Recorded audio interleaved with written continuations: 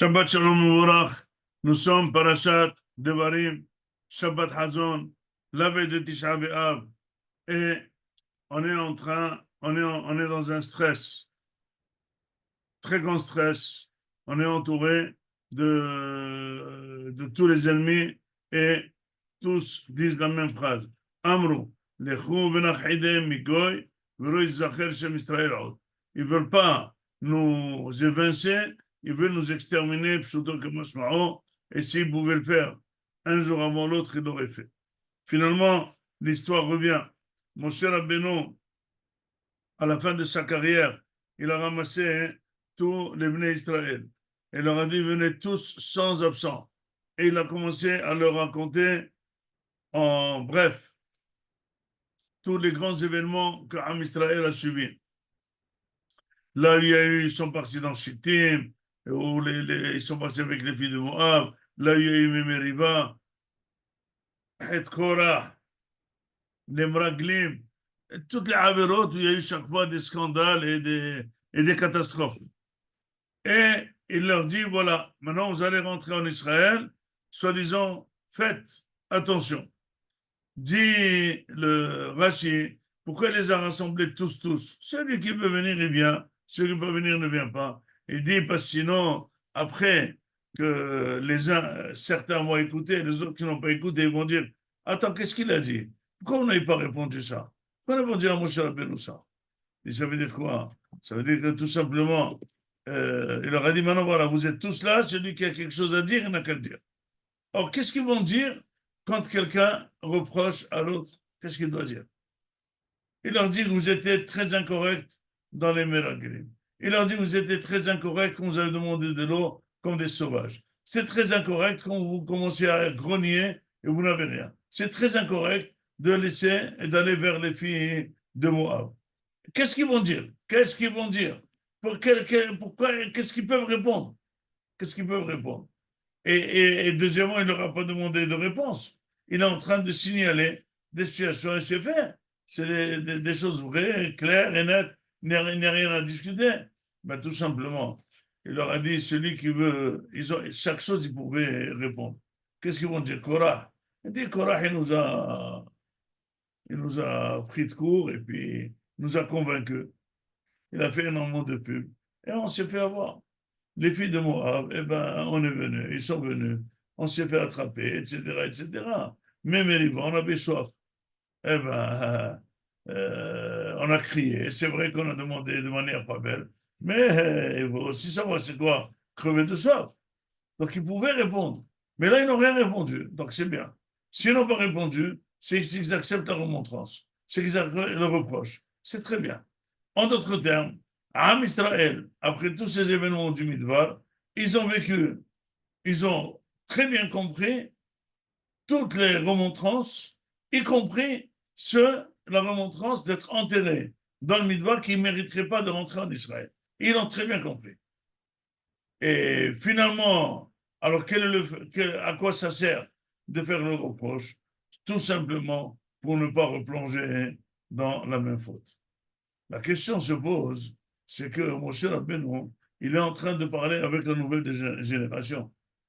Parce que toute l'ancienne génération est morte dans le désert pendant les 40 ans, de manière espacée, 15 000 par an. Donc, demande le Mefarshim, il leur reproche des choses qu'ils n'étaient pas du tout candidats dans les événements. Il leur reproche, rappelez-vous des Mraglim. Non, ils n'étaient pas des Mraglim. Rappelez-vous de Memeriva, le problème d'eau. Eh bien, ils n'étaient pas du tout dans le cas. Rappelez-vous, ils étaient presque dans aucune chose, dans aucune remontrance, presque. Pas dans tous, mais presque. Parce que notre Moab, peut-être qu'ils y étaient. Il dit, mais finalement, pourquoi il leur fait ces remontrances? Il pourrait dire un seul mot, nous, on n'est pas là-bas du tout. C'est nos parents. D'ici apprennent les Mefarshim que quand un papa fait une faute, cette faute, elle est ancrée chez l'enfant et il est porté à la faire de manière naturelle. Il a une poussée interne de faire cette faute. Et c'est pour ça qu'il leur dit, faites attention, vous êtes porteur de gènes. cette gêne, elle peut provoquer les mêmes choses. Voilà ce qui s'est passé. Donc, je veux que ça marche pas. Am Israël dit, le Navi, que finalement, on parle beaucoup. On parle beaucoup avec le Navi. On parle beaucoup, le Navi, tous les Nevi'im, Yehizkel, Yeshaya, tout le monde a parlé. Et qu'est-ce qu'il dit? Il dit finalement, ce que je comprends, vous êtes pire que un sort et un hamor, plus d'un taureau et un âne. On est pire qu'eux. Il dit, mais pourquoi? Comment on est arrivé là? Il m'a dit, tout simplement, le, le sort, il reconnaît son propriétaire. Il lui fait un petit sourire parce qu'il sait celui qui l'a mangé. L'âne, c'est la même chose. Et nous, Israël, il dit, quand Am Israël, il quitte Hachem, alors là, c'est vraiment, il fait une croix. Et ce comportement, il revient avec toutes ses forces. Bien qu'Akadosh Baruch Hu, souvent, il fait des pogroms très forts, Am Israël se plie, mais après, il revient. Et il revient de manière, regardez maintenant comment on est en Israël. Il y a des décisions anti-religieuses les plus fortes qui ne peuvent même pas exister ni à Paris, ni au Maroc, ni à Meknes. Et ça tient, et ils veulent continuer, ils ne comprennent pas. Tout ce qu'ils peuvent pour enrayer toute couleur de religion, ils le font. Il dit, mais c'est quoi ça? Il dit, ben, les gens, quand ils perdent la reconnaissance vis-à-vis d'Akadosh Baruch Hu, ils deviennent pire qu'Anan et pire qu'Anan. Dit la vidéo Rapian, il dit, et c'est la vérité. Et pourquoi c'est comme ça? C'est une question, c'est vrai. C'est vrai qu'un chien, il sourit à son propriétaire. C'est vrai qu'un âne, il reconnaît son propriétaire. C'est vrai qu'un taureau, il reconnaît son propriétaire. Alors, comment ça se fait que l'homme, il est tellement pervers? Comment ça se fait? Il dit tout simplement que la reconnaissance du chien, du taureau, de l'âne, c'est une reconnaissance innée que Akadosh Baruch Hu a donnée à ces bêtes pour qu'ils puissent avoir de l'amitié avec le propriétaire et qu'il leur donne à manger, qu'il le nourrit, qu'il s'occupe d'eux. Mais à l'homme, c'est pas inné. Ça devrait venir par sa réflexion, comment on tient, comment on vit, comment, etc., par la émouna, et là, il doit reconnaître Akadosh Baruch Hu. C'est pour ça que c'est difficile pour l'homme. Mais en tout cas, quand l'homme, il perd la reconnaissance, il la perd très loin. À Israël, aujourd'hui, on voit que Akadosh nous a aidés énormément. Mais finalement, hein, avec ce qui nous a aidés, au lieu de se rapprocher de lui, on s'est éloigné de lui. Et la preuve est, c'est qu'il y a eu le coup du 7 octobre. Ça devrait faire un rapprochement à Kadosh Baruch Hu. Non, ça fait un petit rapprochement, une petite période, ça s'est rallumé. Il dit à Kadosh Baruch Hu, comme il dit le Rambam, que quand quelqu'un devrait faire des fautes, si jamais il n'est pas Hozel Mitchouva comme il faut, il dit à Kadosh Baruch Hu, ce qu'il fait, il augmente les coups. Imaginez-vous quelqu'un d'évanoui et on veut le réveiller, on le pousse, on lui donne son mais après on lui donne des grandes claques. Il dit, mais qu'est-ce qui se passe? Pourquoi tu donnes tellement de claques? Mais c'est parce qu'il faut se réveiller. Aujourd'hui, l'Iran, les Palestiniens, la Syrie, le Liban, l'Iran, on a dit l'Iran, le Yémen, à part les amis par coalition, qui est la Russie, la Chine et tout, qui sont aussi contre nous, à part dans tout le monde, il y a les anti-israéliens.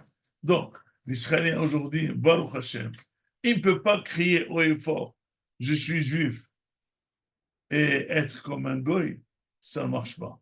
Parce que, comme on a toujours dit le proverbe, quand le juif ne fait pas de kiddush, le goy il fait Havdalah.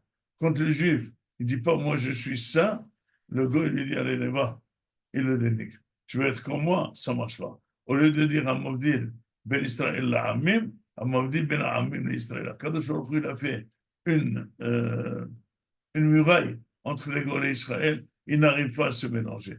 Quand ils veulent se mélanger, les Goïs deviennent contre eux et ils les attaquent. Qui croyez, vous, que les Goïs dans tout le monde, ils attaquent les Juifs très religieux? Pas spécialement. Il n'y a rien à foutre. Dès qu'il sait qu'il est Juif, il attaque. Dis-moi, je suis comme toi, je ne suis pas du tout religieux, c'est pas grave, tu es Juif. dit Akadosh Baruch Hu, Rabotai, remet l'histoire. On est en train de vivre une époque que vraiment, comme disent les grands rabbinim de la Gemara, que pourvu que le Mashiach vienne, qu'il n'y soit pas eux. Parce que la période qui précède le Mashiach va être une période très dure où Akadosh Baruch Hu va devoir nous donner des grands coups pour qu'on reconnaisse qu'on n'a pas de force personnelle. Justement, on dépend que de la force d'Akadosh Baruch Hu. Et c'est pour ça, pendant cette période, tout celui qui est Mehazek, sa émouna, tout celui qui pense qu'il dépend d'Akadosh Baruch Hu, tout celui qui fait les actes de la Torah, tout celui qui soutient la Torah, tout celui qui augmente et améliore son comportement de la Torah, eh bien, il aura beaucoup de facilité pour traverser cette période, mais tout le monde arrivera, Bezrat Hashem, le Kabel et Pnei Mashiach, Merav Yamenu, Amen ve Amen, Shabbat Shalom Mevorach.